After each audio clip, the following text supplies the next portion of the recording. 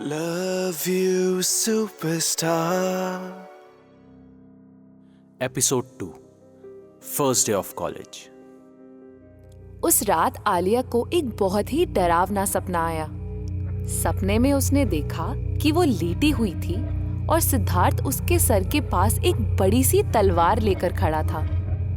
वो आलिया को आंखों में आंखें डालकर डराते हुए बोला, अच्छा, वो तुम ही हो ना जो मुझे इंस्टा पे नेगेटिव कमेंट करती हो? और आज तुमने मेरी कार पे स्क्रैच भी लगा दिया। अब तुम्हारा क्या होगा? अब मैं इस तलवार से तुम्हारे टुकड़े टुकड़े कर दूंगा।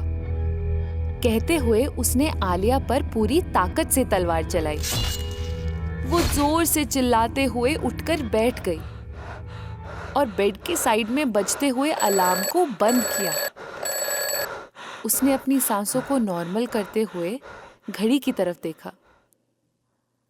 घड़ी देखते ही उसने फिर से चिल्लाते हुए कहा, ओ माय गॉड, इतनी देर हो गई। फिर आलिया ने जल्दी से फ्रेश होकर अपना बैग पैक किया और दौड़ते हुए बाहर निकल गई। वो पहले से ही काफी लेट हो चुकी थी। आज उसका कॉलेज में पहला दिन था और सभी को आज सुबह ठीक 8 बजे असेंबली हॉल में पहुंच जाने की इंस्ट्रक्शंस दी गई थी, क्योंकि आज सभी न्यूकमर्स की ओरिएंटेशन मीटिंग थी। वैसे तो अभी सुबह के 7:45 ही बजे थे, लेकिन घर से कॉलेज तक का रास्ता लगभग आधे घंटे का था। उसकी छोटी सी फैमिली में पापा और भाई शामिल थे। भाई फिलहाल अपनी फर्म के किसी काम से दिल्ली गए हुए थे और पापा भी किसी रिलेटिव से मिलने दूर शहर गए हुए थे। उनके अलावा घर में ऐसा कोई नहीं था जो उसे सुबह जल्दी जगा देता। आलिया लेट उठने की वजह से काफी परेशान थी और जल्दी पहुंचने की टेंशन में काफी तेज चल रही थी। अभी वो कैब बुक करने का सोच ही रही थी कि तभी अचानक एक रॉयल एनफील्ड ठीक उसके सामने से गुजरी। बाइक चलाता हुआ लड़का काफी मस्कुलर और डैशिंग था। आलिया की नजर जैसे ही उस पर पड़ी, उसने उसे पहचानते हुए जोर से पुकारा, हे रॉकी! रॉकी सबरवाल ने अपना नाम सुनकर बाइक धीमी करते हुए मुड़कर देखा तो वो आलिया थी। उसने बाइक रोकते हुए पूछा, हाँ, कॉलेज के पहले दिन लेट? क्या हमेशा की तरह फिर तुम रात भर सो नहीं पाई? अरे कुछ मत पूछो, जल्दी करो, कॉलेज के लिए देर हो रही है। आलिया रॉकी की बाइक पर जल्दी से बैठते हुए बोली और रॉकी ने अपनी बाइक स्टार्ट करी। तभी आलिया ने दोबारा उसकी बातों पर गौर किया और गुस्साते हुए बोली, बाय द वे, मैं तो रात भर ना सोने की वजह से लेट हो गई, पर तुम इतना लेट क्यों हो? उसकी बातों को सुनकर रॉकी ने झेपते हुए स्माइल किया। आलिया उसे उसी की बातों में घेर चुकी थी। जैसे ही दोनों कॉलेज के गेट के सामने पहुंचे तो देखा कि गेट बंद हो चुका था और 2 लंबे चौड़े सिक्योरिटी गार्ड्स गेट के सामने खड़े थे, जिनके सामने से क्रॉस किए बिना कॉलेज में एंट्री लेने का कोई चांस ही नहीं था। गेट पर कुछ और स्टूडेंट्स भी जमा थे, जिन्हें वो गार्ड्स लेट होने की वजह से अंदर नहीं जाने दे रहे थे। उफ, अब क्या करें? अंदर कैसे जाएंगे? रॉकी ने गेट से थोड़ा पहले ही बाइक को रोककर अपना एक पैर जमीन पर रखते हुए पूछा, ये गार्ड्स तो यहाँ यमदूत की तरह खड़े हैं, लेट से आने वाले स्टूडेंट्स को एंट्री ही नहीं दे रहे। आलिया ने बाइक से उतरते हुए गेट की तरफ देखते हुए कहा, मेरे ख्याल से हमें वापस चलना चाहिए। रॉकी ने आलिया की तरफ देखते हुए कहा, तुम पागल हो रॉकी?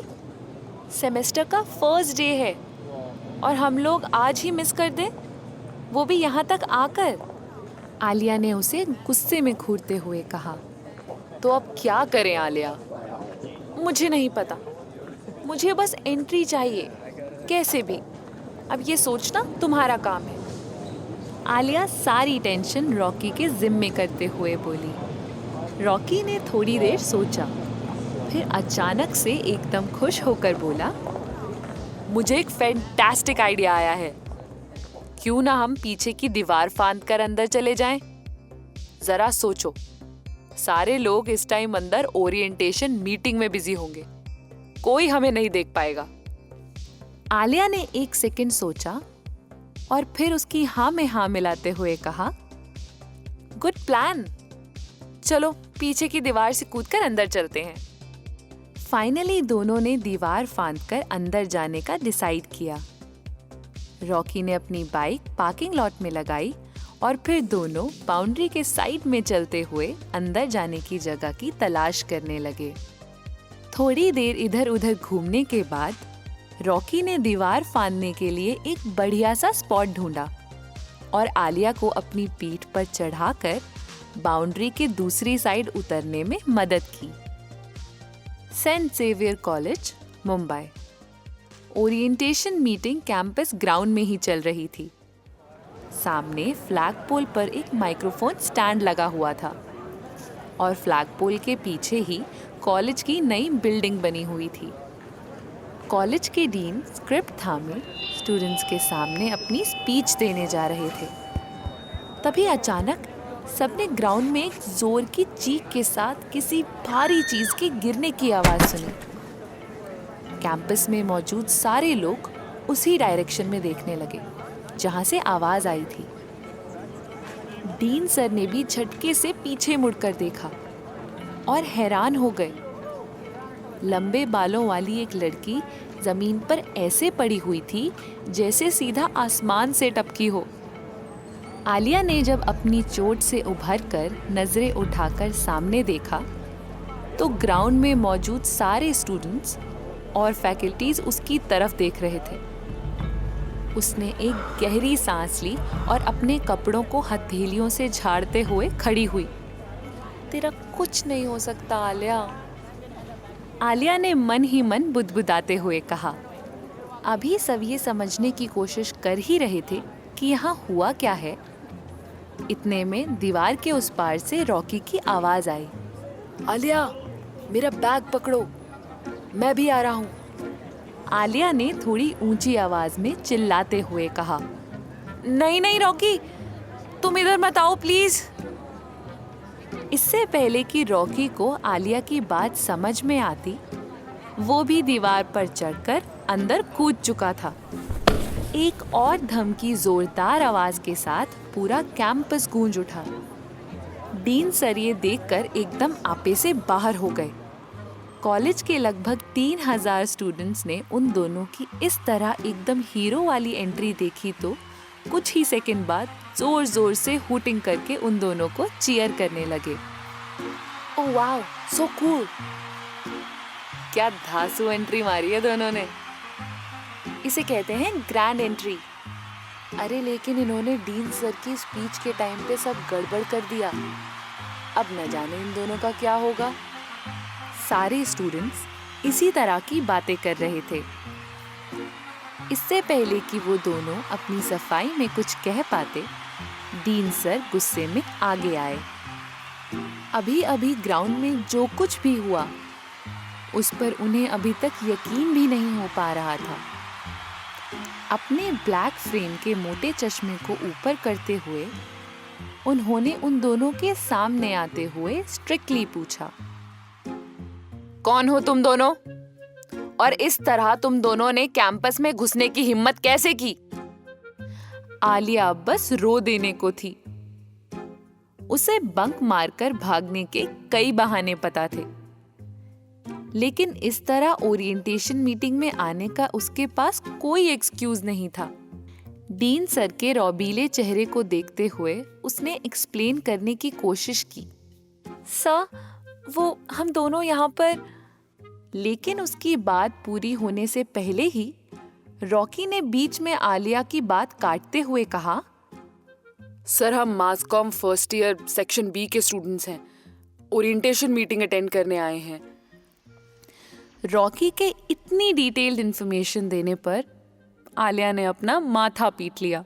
डीन ने गुस्से में अपना चश्मा उतारा और पीछे घूमकर फैकल्टीज की रो की तरफ देखते हुए कहा, मास कॉम फर्स्ट ईयर की फैकल्टीज कहाँ हैं? सामने आए और अभी के अभी अपने स्टूडेंट्स को यहाँ से लेकर जाएं। एडमिन ऑफिस के सामने पिछले 20 मिनट से आलिया और रॉकी की क्लास लगी हुई थी। कर्ली बालों वाली एक अधेड़ उम्र की टीचर उन्हें लगातार डांटती जा रही थी। उनकी बातें जब आलिया की बर्दाश्त से बाहर हो गई तो वो अपनी गलती एक्सेप्ट करते हुए बोली, we are extremely sorry ma'am, हम लोगों से गलती हो गई, अब ऐसा कभी नहीं होगा। पर आलिया से सॉरी सुनने के बाद टीचर का गुस्सा कम नहीं हुआ। तुम लोगों को पता है तुमने कितनी घटिया हरकत की है? एक तो तुम लोग टाइम पर नहीं आए, उसके बाद तुम लोग कॉलेज की दीवार फांद कर अंदर आ रहे हो, वो भी ठीक उसी वक्त जब डीन सर अपनी स्पीच शुरू करने वाले होते हैं। तुम दोनों ने इस कॉलेज के रूल्स एंड रेगुलेशंस की धज्जियां उड़ा दी हैं। और तो और तुम दोनों ने अपने फ्यूचर की भी परवाह नहीं की। तुम्हें पता है तुम अपनी इस हरकत की वजह से रेस्टिकेट भी किए जा सकते हो। टीचर अपनी ही धुन में दोनों को डांटती जा रही थी।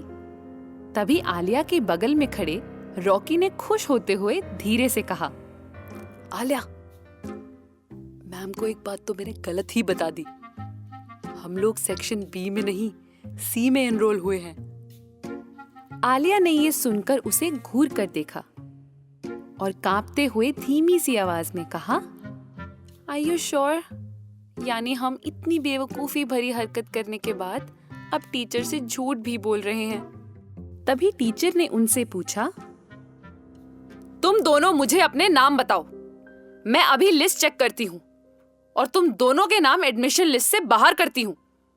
ये कहकर टीचर ने स्टूडेंट इंफॉर्मेशन चार्ट निकाला और अपना चश्मा ठीक करते हुए दोनों के नाम बोलने का इंतजार करने लगी। आलिया और रॉकी दोनों ही एकदम खामोश थे। उन्हें समझ ही नहीं आ रहा था कि इस सिचुएशन से कैसे बाहर निकला जाए। तभी बाहर ग्राउंड में स्टूडेंट्स के हूटिंग करने की एक जोरदार आवाज सुनाई दी। आलिया शोर सुनकर ग्राउंड की तरफ देखने लगी। एडमिन ऑफिस असेंबली ग्राउंड के ठीक सामने था, जहां से खड़े होने पर ग्राउंड का पूरा नज़ारा आसानी से दिखता था। शोर सुनकर आलिया की नजरें ग्राउंड की तरफ उठी और जैसे झपकना ही भूल गई।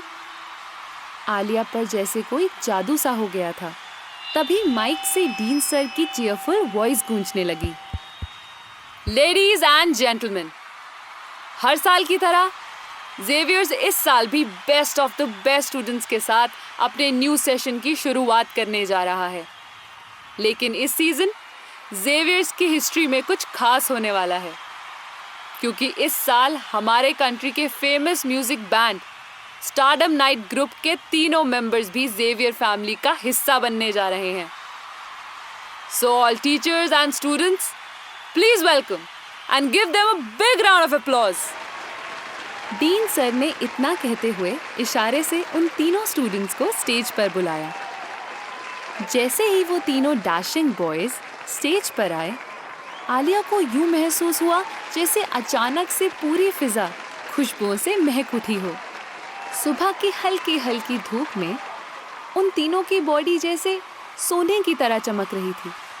उनके स्टेज पर आते ही पूरे क्राउड ने एक साथ जोर से चीयर किया। उन तीनों को कॉलेज में देखकर सारे स्टूडेंट्स पर जैसे कोई जादू सा चल गया था। आलिया को भी अपनी आंखों पर यकीन करना मुश्किल हो रहा था। स्टारडम नाइट बैंड, जिसे उसने हमेशा सिर्फ स्क्रीन पे देखा था, अब उसी फेमस बैंड के आर्टिस्ट उसके कॉलेज में अपनी स्टडीज के लिए इनरोल हुए थे। Love you, superstar. यहाँ बस इतना ही। आगे की कहानी जानने के लिए सब्सक्राइब करें पॉकेट एफएम चैनल को और बेल आइकन बेल क्लिक करके अगले एपिसोड का नोटिफिकेशन पाएं। लेकिन आप सारे एपिसोड अभी सुनना चाहते हैं तो डाउनलोड करें हमारा pocket FM app. Link description में है, जहां आप पाएंगे इस शो के सारे एपिसोड्स और साथ ही इसके जैसे और भी बेहतरीन शो। तो देर किस बात की, अभी डाउनलोड करें पॉकेट एफएम ऐप।